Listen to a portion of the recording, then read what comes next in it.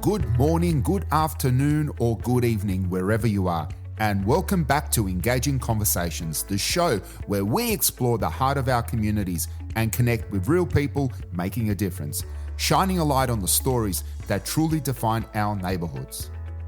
I'm your host, Leon Goldsman, co-founder of Equilibrium Headquarters, and today's episode is proudly brought to you by Lake Mac Business and Focus.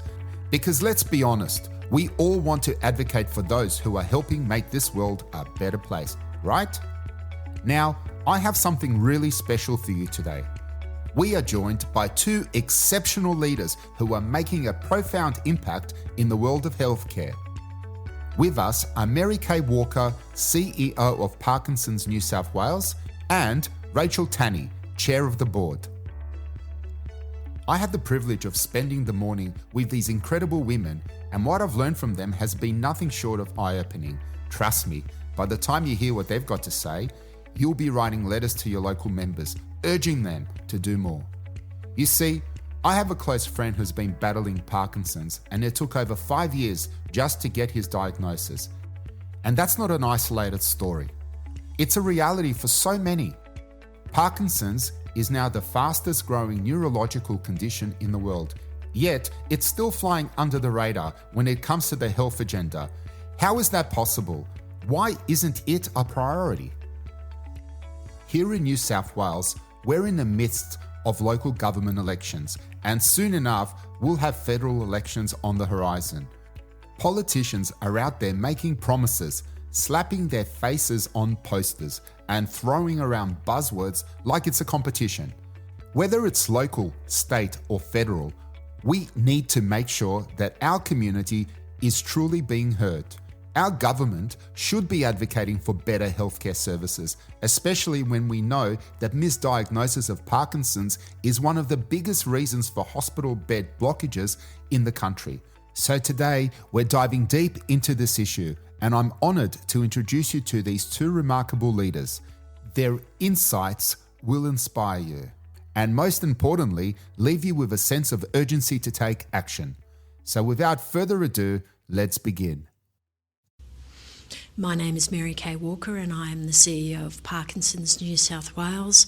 I have been with Parkinson's New South Wales for 6 years, CEO for the past 5, acting for several months before that, but want to share that my journey with Parkinson's has been across a number of years, so I'm very well au fait with the community and the mission and the values of the organisation. I have a background in corporate where about 10 years ago I had an epiphany and decided to go back to university, and I did a psychology degree. My interest was the ageing brain, so it was very serendipitous that I've ended up at Parkinson's New South Wales. And how about you, Rachel? I'm Rachel Tanny, and I'm the chair of the board of Parkinson's New South Wales.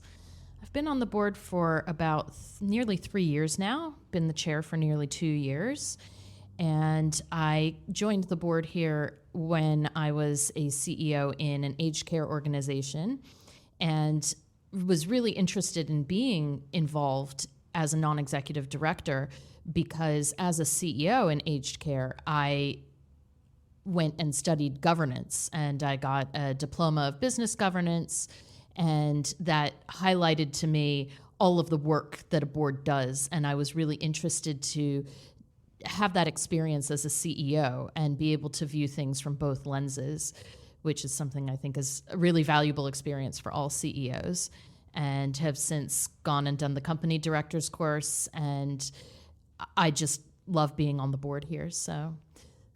Thanks for that, Rachel, and you're certainly very passionate about what you do. The next question I might direct to Mary Kay. As CEO, could you please share Parkinson's New South Wales core mission and also explain how it shapes your daily operations? Fundamentally, Parkinson's New South Wales here is for the Parkinson's community. Our vision and mission is to ensure that they're empowered every step of the way, and it's about quality of life. And in order for that to happen, every day the individuals employed by this not-for-profit have as their focus, number one, the community, our Parkinson's community, whether it's answering phones, the info line, the 1-800 number where people can ring in and ask whatever questions they have personally about their condition, if they have Parkinson's or if they're a carer, seeking advice or clarification. But more importantly, it is an avenue into other supports and services that we provide. We provide counselling, but it's more generally the information and education across the board, whatever it is, whatever question they have. So we are here to support those suffering personally with the condition, but the carers and the family and everybody associated and touched by this insidious condition. And it is an insidious condition, but with just 3% of your funding coming from government grants, how does Parkinson's New South Wales sustain its vital services? So with 3% of our funding coming from state government, that means 97% is coming from the generosity of our donors. And that is a really unstable cash flow. We are dependent, as I said, on the generosity of the community, and we never know what's coming our way. And that does impact our daily services and our daily life here, which is why we are very much advocating towards the state and federal government for more funding to enable us to do more for our community and for it to be consistent and stable.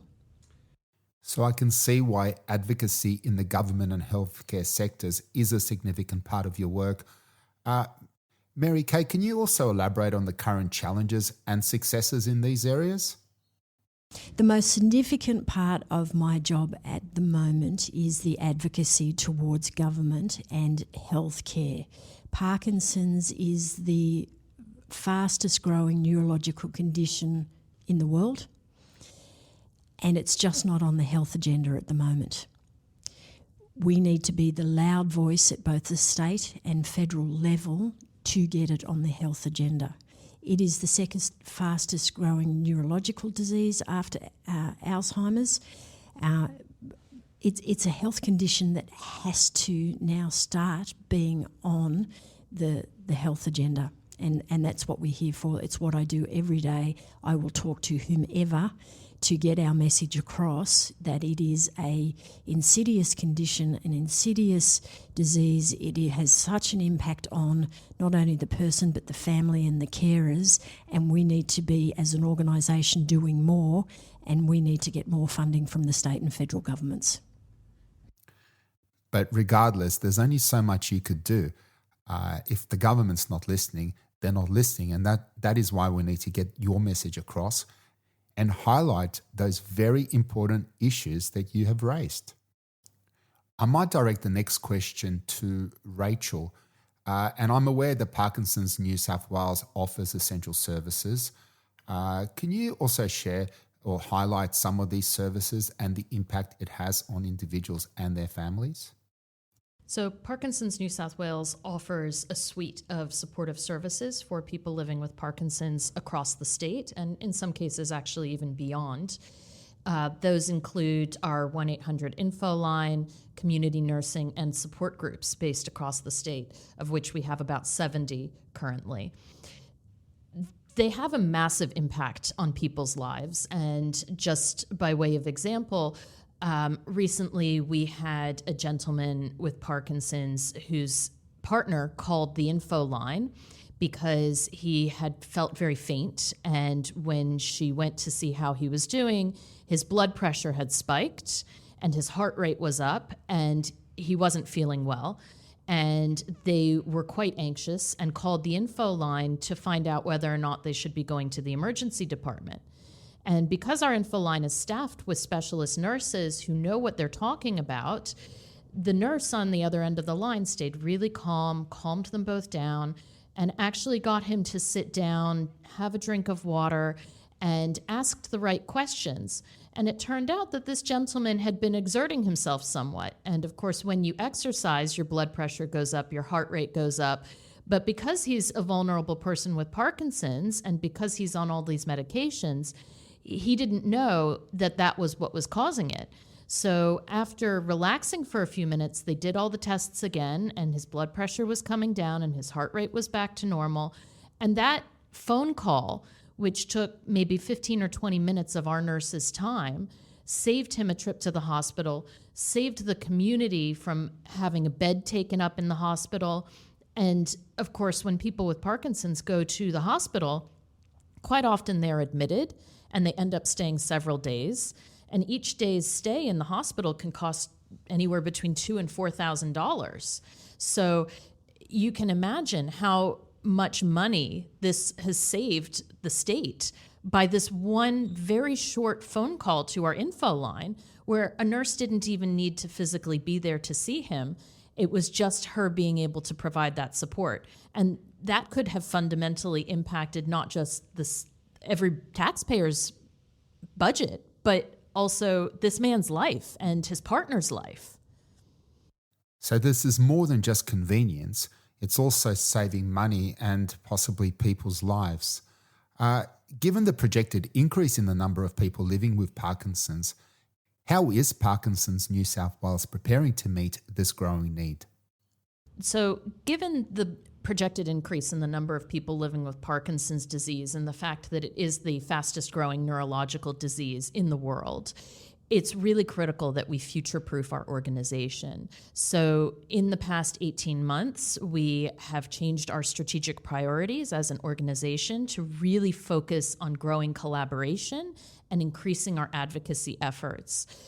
It is not sustainable in the future for us to continue to provide these services that actually save the New South Wales government many, many thousands of dollars. I mean, well in excess of millions of dollars, I would say, every year, just by keeping people with Parkinson's out of the emergency departments and out of hospital beds without government support.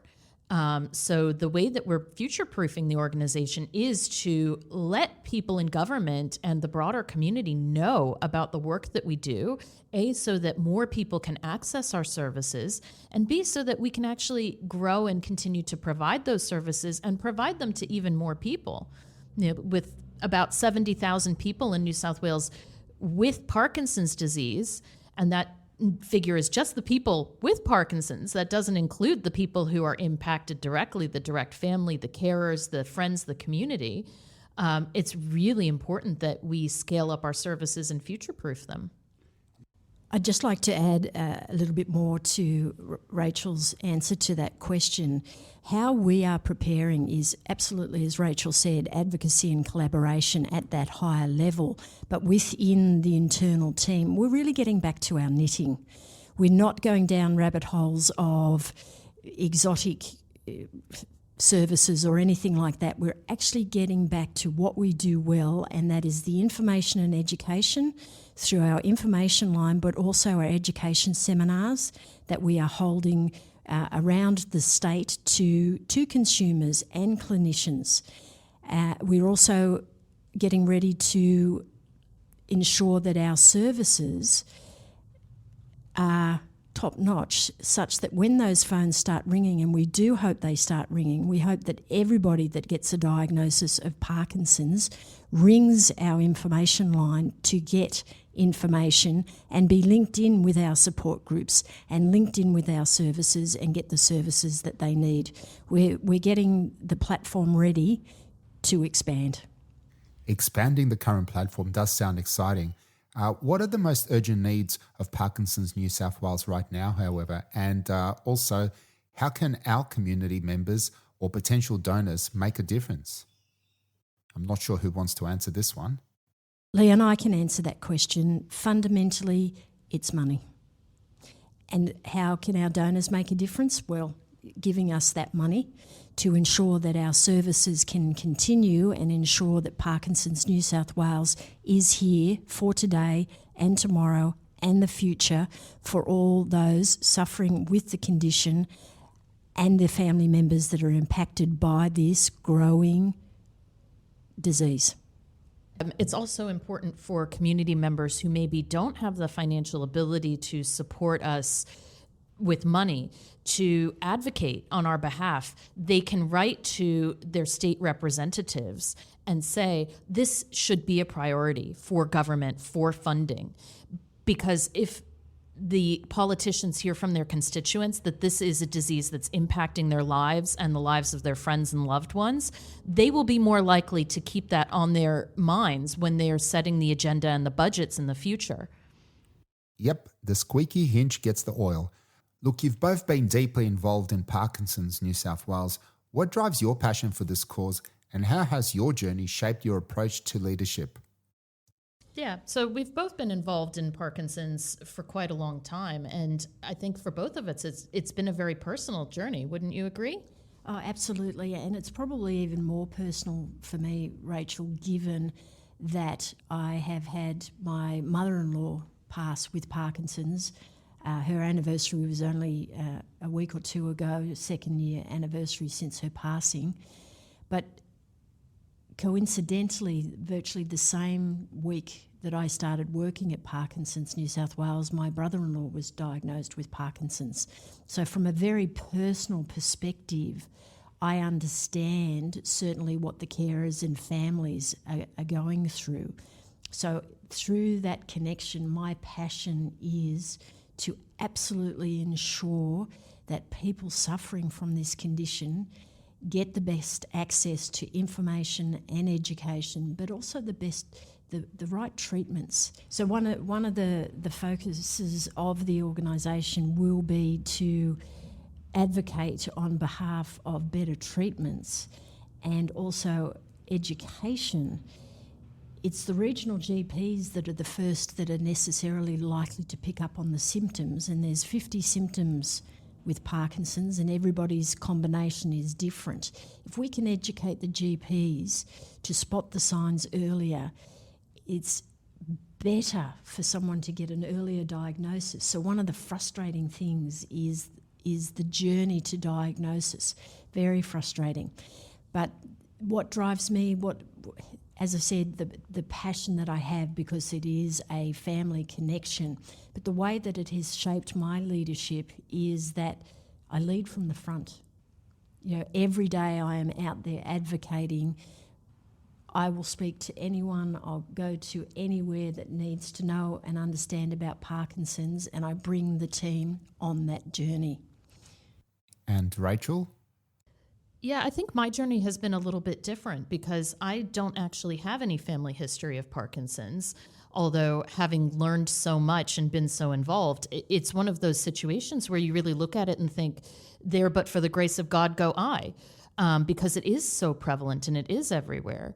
And when I was working in aged care, one of my close friends, her father, Rabbi Fox, actually had Parkinson's, and I was helping support him through that journey. And one of the things that really struck me, aside from the fact that it was somebody that I really cared about who I was watching experience this, was that I was working in aged care and I saw older people with a variety of different experiences and a variety of different conditions.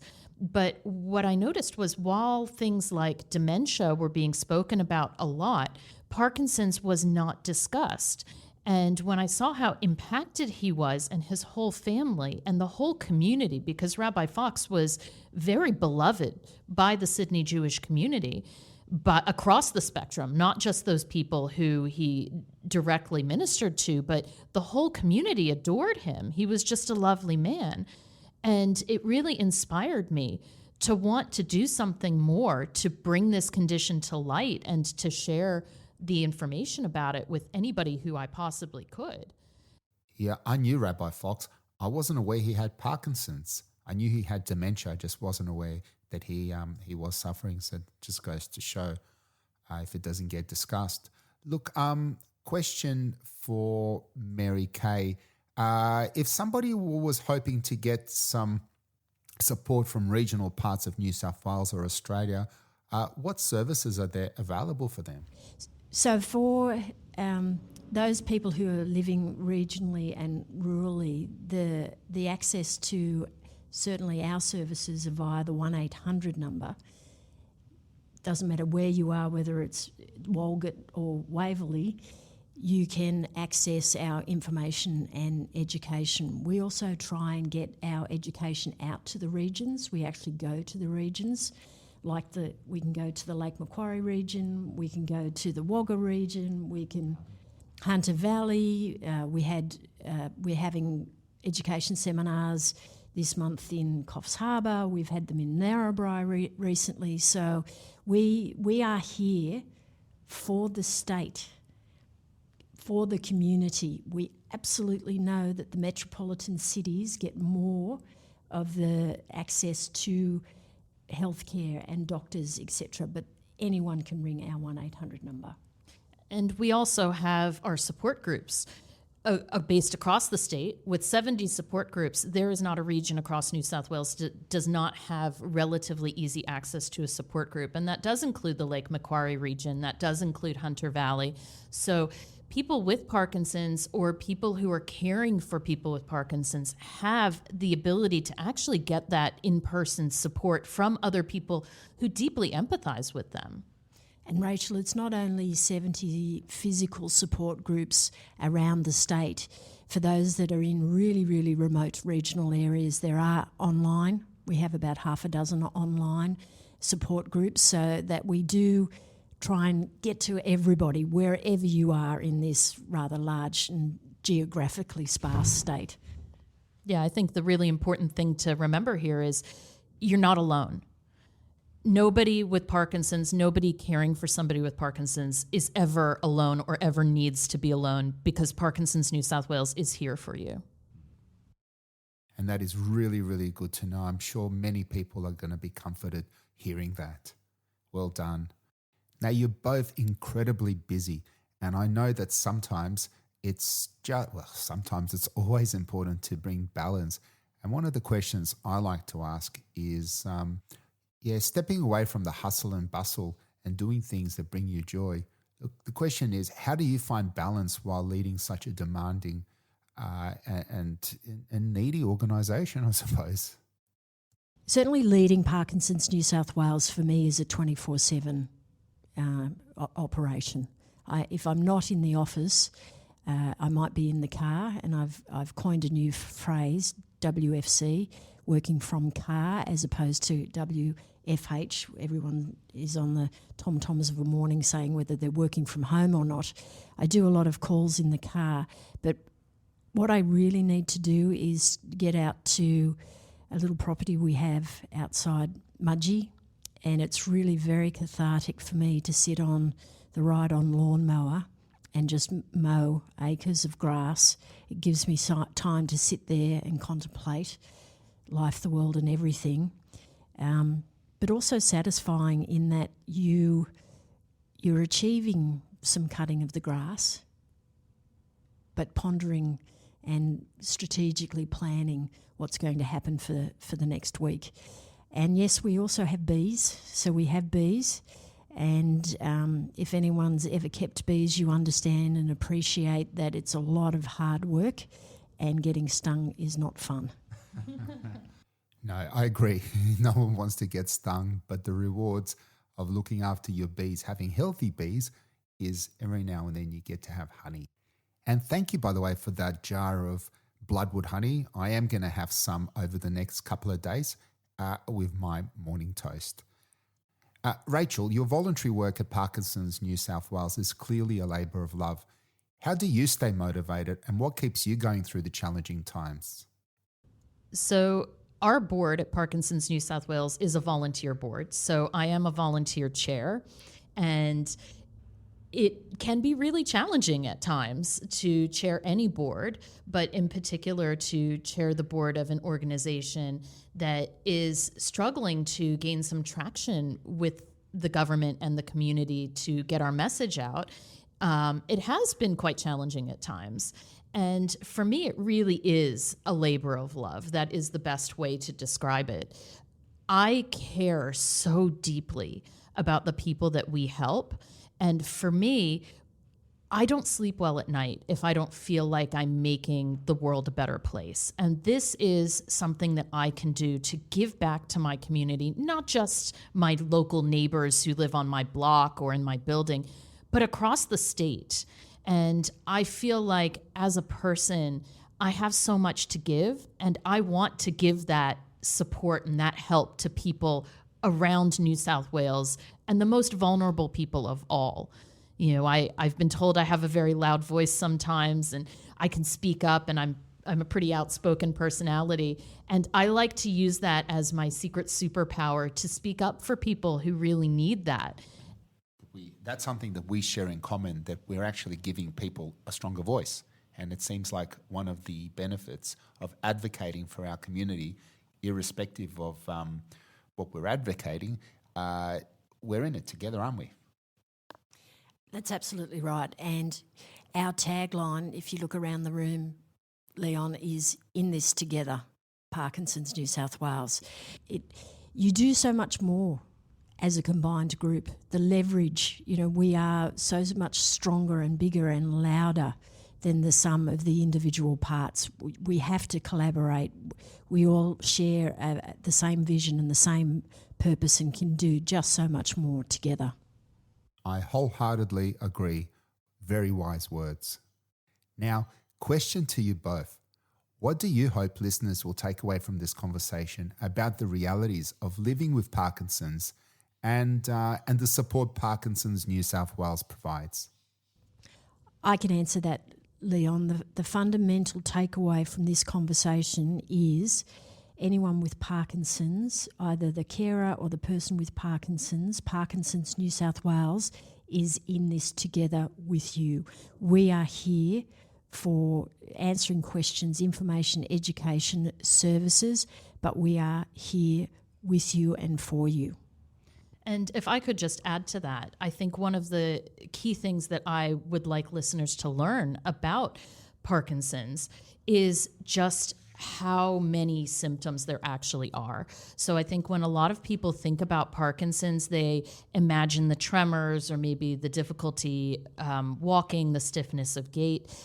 But there's so much more that people don't realize. So people with Parkinson's may be suffering from depression. They may have mood swings and personality changes, nightmares, digestive difficulties, difficulties swallowing.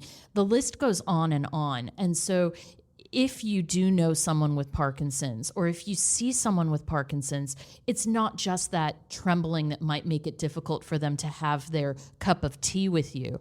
It is so much more than that, and it impacts their whole life. And that's something that I think a lot of people aren't aware of and really need to know. Well, one thing I've learned already is that as neurological disorders become the leading cause of disabilities worldwide, it's certainly, I see it as the most significant challenges ahead for organisations like Parkinson's New South Wales.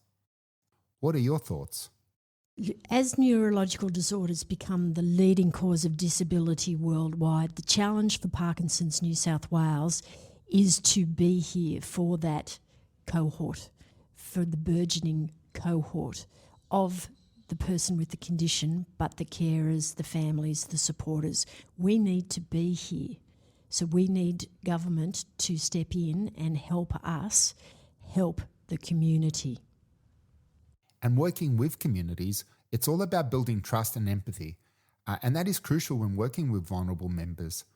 Are you able to share some strategies for connecting meaningfully with staff and all those you serve? So if I could answer that, building trust and empathy is really crucial when working with vulnerable communities. And I think as a board chair and a non-executive director, quite a lot of the time in organizations, the board is seen as distant, sometimes sitting on their pedestal and occasionally disconnected. So all of our directors are expected to keep in touch with the coalface. So we do have 2 of our directors are people with Parkinson's, which maybe a lot of listeners won't be aware of, so that we do have that lived experience voice on our board. But also, we as directors, we show up in the office, we talk to all of the staff, we go along to support groups and listen to the people with Parkinson's across the state so that we can keep in touch. And by being there, showing up and listening, That is the best way to establish trust and rapport and show that we really are invested and we really do care, because we absolutely do. And I'm sure Mary Kay has more to say about that, about the staff and operational side of things as well. Certainly from a staff and operational perspective, everyone is here for the same reason. We're all passionate about Parkinson's and our community. I'm not alone in being the only one that has a family member with Parkinson's. And it is that inherent understanding of the condition that shines through. And that's how we can build the trust and the empathy, because we do understand. Well, it certainly takes special people to do what you're doing, and people who are good communicators. So how important is good communication to you? I think that a theme that's come through in this chat today has been the importance of communication and conversations. I think having, and that's the core of advocacy and collaboration, is communication and conversations. I always say whether it's a difficult conversation, they're just conversations. You have to remember that the other person across the table or the other end of the phone, it's just a conversation. And communication is so critical for building trust, for progressing anything within the organisation, for providing services. It all comes down to communication, and we can all do that. Let's talk more. I like to try to approach any conversations with humility and curiosity, and I try to reserve my judgment on that conversation, because people can have different views and different experiences, but your experiences and your views are no more nor no less valuable than theirs. Everybody's experiences and views are valid in their own ways. And I suppose that's one of the things that makes life so interesting. And speaking of interesting, how can businesses and community organisations collaborate with Parkinson's New South Wales to create a more supportive environment for people living with Parkinson's? Business and community organisations can collaborate with Parkinson's New South Wales very readily and openly. Contact us. I'm always saying that Parkinson's New South Wales is open for business. Whoever calls us, whatever you ask of us, we're happy to answer and to pitch in and help. It's only through education and information will people truly understand what it's like to be somebody with Parkinson's. As Rachel mentioned a few minutes ago, it's all the symptoms that you don't see that impacts the daily life of someone with Parkinson's. We all see the tremor, and not everyone has a tremor. Only 30% of Parkinson's people have a tremor. The rigidity, the facial masking, the freezing of gait, these are all physical evidence of someone with Parkinson's. And Mary Kay, what is freezing of gait? For someone who, the freezing of gait is someone with Parkinson's suddenly comes across a carpet to wood, a change in what they're walking on, from carpet to any kind of other change in Change in surface. Thank you, change in surface. They stop, and it's like their brain can't comprehend, and they freeze and can't move forward. And there are tips and tricks to get them moving again, and a lot of that is to do with starting to rhythmically move their feet on the spot to get their legs moving again so that they can continue to walk. And it's very debilitating for someone who is just walking and suddenly there might be a crack in the cement, or you are stepping in from outside onto carpet. You get stuck in the doorway, and it is very debilitating for someone with Parkinson's. But this is the education that we need to be doing for community organisations and businesses and people generally that this is what happens with someone with Parkinson's. We have to educate more. We have to let people know how they can help someone with Parkinson's.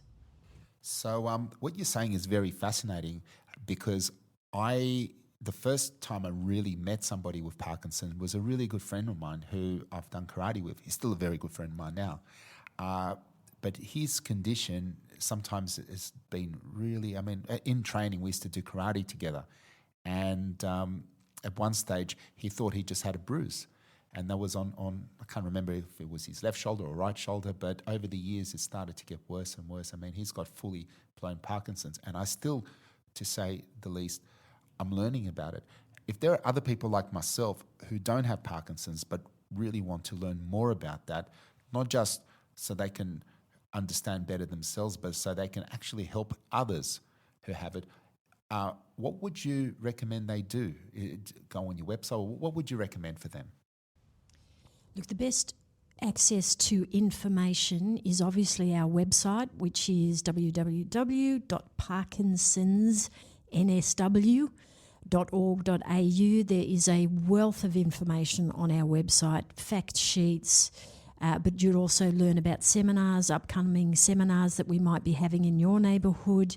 So website, but also our 1-800 number, 1-800-644-189.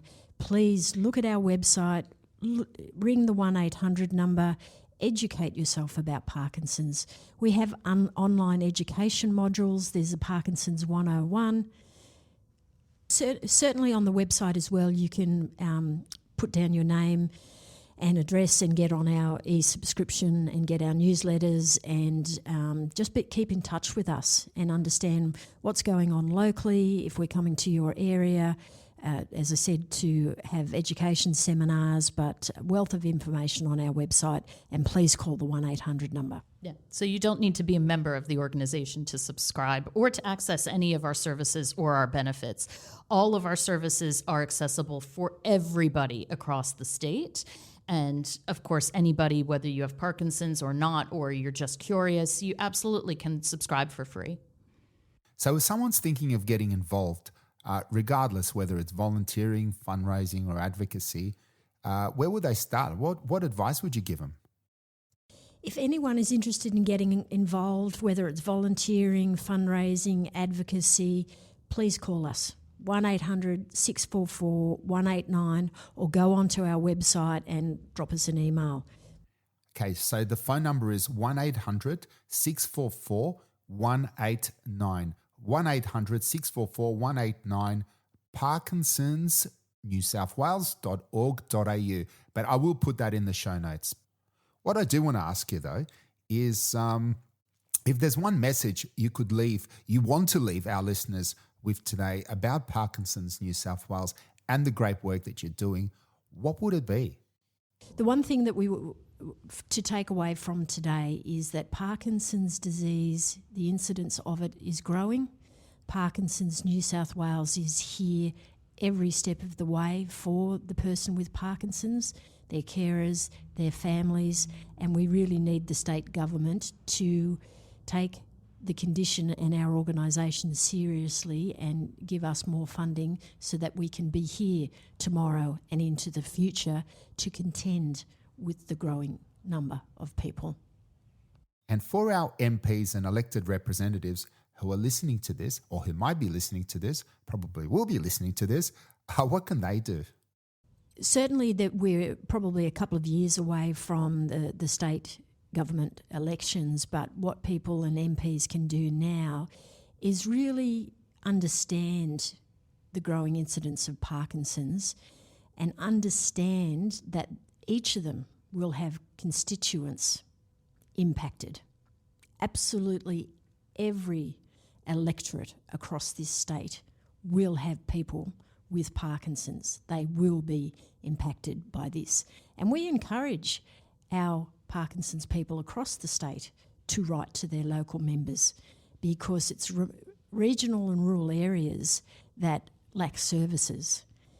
That is where Parkinson's New South Wales steps in with our 1-800 number, that people can contact us wherever they are and certainly Rachel referred to this earlier, we are here for people with Parkinson's every step of the way.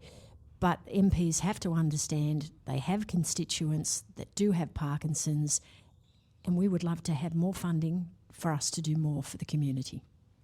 Yeah, and if I could just add, as to the people living in those regional and rural areas who do have Parkinson's, what most people don't realize is there are amazing interventions and treatments for Parkinson's today. And it is very rare that somebody needs to die from Parkinson's. Most people die with Parkinson's, not from Parkinson's. But when we're looking at our regional and rural areas in New South Wales, we have a high incidence of people dying from Parkinson's.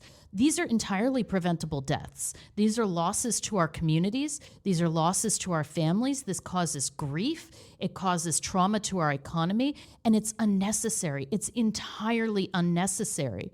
But Parkinson's is not a priority in our government, and so it's under-resourced. And we have GPs in regional and rural areas that don't understand Parkinson's well enough to know what they're looking at. There are doctors in hospitals who will have a Parkinson's patient come in and not believe that they actually have Parkinson's because they don't have a tremor, and they'll take them off their Parkinson's medications. And it is a huge problem, and it can dramatically impact people's lives. It can impact their quality of life and their length of life, and that is not necessary. And that is why we need our MPs to step up. Not in the future, but today. Right now, our MPs can start advocating on our behalf so that the New South Wales government can support our organization to be able to deliver more education to these rural GPs and hospitals so that they can support people, so they can continue to live enriched, fulfilling, contributing lives in our society across New South Wales for many, many years to come. And if I can just follow on from what Rachel just said, the biggest constituent of bed blockers in New South Wales are people with Parkinson's, because for the very reason that they have had a fall, they turn up in hospital, and what is the first thing that happens? They don't get their Parkinson's meds. The one thing across the board that we say is meds on time, every time. We talk about Parkinson's on and being off. If you're on your meds on time, and we could be sitting across from a person with Parkinson's and you wouldn't know that they had Parkinson's. You take them off their medication, they could be comatose, they could be frozen in the bed, and it is a big problem from New South Wales Health. They get taken off their meds and they become bed blockers, and that is the number one issue for New South Wales Health at the moment, is people getting into hospital and not being able to get out. If it is a simple matter of education and understanding that someone with Parkinson's needs to have those meds on time every time, big impact to the bottom line of New South Wales Health. And and I hope the MPs who are listening to this are taking note, because more does need to get done. And I was just thinking about my friend who I mentioned earlier with Parkinson's. He went shopping once and he got stopped by security guards. They thought he was shoplifting because he was acting a little bit strange. And so they not only detained him, they took his bag off him and they laid out all his personal items for all to see. And because he's just come from the gym, he had his underpants, towel. I mean, it was embarrassing, and I felt for him. Is this the type of thing that happens often? One of the biggest issues that confronts someone, particularly a young onset, newly diagnosed person with Parkinson's, is they try and hide it. They try and hide it because of the stigma. And I can give you an example of a gentleman who is young onset Parkinson's, who was a security guard. So you can imagine this young fellow, fairly hefty, strong gentleman, was trying to buy a bottle of wine from a liquor store. Because of his Parkinson's, the people thought he was drunk. This gentleman ended up getting tasered just for going into wanting to buy a bottle of wine. I think that's an absolutely heartbreaking story. But even in the less extreme situations, it can be really confronting and humiliating for people with Parkinson's. Even just in the instance that Mary Kay was describing earlier about somebody freezing. If somebody freezes in the front door of a shop and they're blocking the doorway and your reaction is to shove them, they could fall, they could very easily get hurt. We need to look out for each other. And, especially if we're looking at small businesses and local communities, that's exactly what we want to cultivate in our local communities. So local businesses and local individuals, if you see someone in that kind of a situation and you don't understand, or they're maybe a bit shaky, don't jump to those conclusions. Don't assume that they're drunk. Don't assume that they're just stopping there because they want to cause you an inconvenience. Try to view things with a bit more empathy and find out if they might actually need some help or need some support. And of course, if you don't know what to do, feel free to call our info line or direct them to call our info line and get the support and access support groups. Rachel, Mary Kay, thank you so much. I really, really enjoyed this interview, catching up, and thank you. I have literally come out of this learning so much more than before I came in, and I'm certain that our listeners are going to feel the same way. Thank you so much. Well, thank you so much, Leon, for having us on this podcast. I think it's incredible what you're doing for the community, bringing local businesses together and helping to share this information with everybody out there, not just for Parkinson's, but for all of the different podcasts that you're doing and all of the different people that you're speaking to. I just find it fascinating, and I think it's an incredible podcast. I hope more people listen. I'd just like to reiterate what Rachel just said, and I think it's a wonderful vehicle to enlighten local businesses and communities, but it also has given us an opportunity for this time to educate the listeners about Parkinson's just that little bit more, so that there is more empathy and understanding. So thank you so much for allowing us to share our knowledge with you and your listeners. Thank you. And I am proud to say that we're in this together. Thank you for joining us on today's episode of Engaging Conversations. I hope our discussion with Mary Kay Walker and Rachel Tanny left you with a deeper understanding of the challenges surrounding Parkinson's and the importance of advocacy. Let's remember, it's easy to overlook what someone else may be going through, especially with conditions like Parkinson's, where the struggles aren't always visible. Compassion is key. So whether it's offering support, sharing a kind word, or pushing for better services, we can all make a difference, whether that's through donations, volunteering, or simply writing to your state representative. Every small effort matters. For more information, please feel free to reach out to me directly or contact Parkinson's New South Wales. You'll find everything you need in the show notes. Now, I'm thrilled to announce that next week's episode will feature a true community champion and a very good friend to so many, Emmanuel Constantino. He is the president of the Bondi and District Chamber of Commerce and the owner of Quick Copy Bondi Junction, one of the standout flagship stores in the Quick Copy network. Emmanuel has been a powerful voice for the local businesses, guiding them through the storm of lockdowns, financial challenges, disruptive street upgrades, and every hurdle in between. So if you're looking for real-world insights and inspiring advice on how to thrive no matter what the circumstances, you sure don't want to miss this one. But before we wrap up, I'd like to ask you for a small favor. If you've enjoyed today's episode, please take a moment to subscribe to the show and share it with your friends. And if you have a minute, leave us a 5-star review. It really helps us reach more people and keep these important conversations going. I'm Leon Goldsman, and I'll see you next time on Engaging Conversations. Until then, stay compassionate, stay connected, and let's keep making a difference together.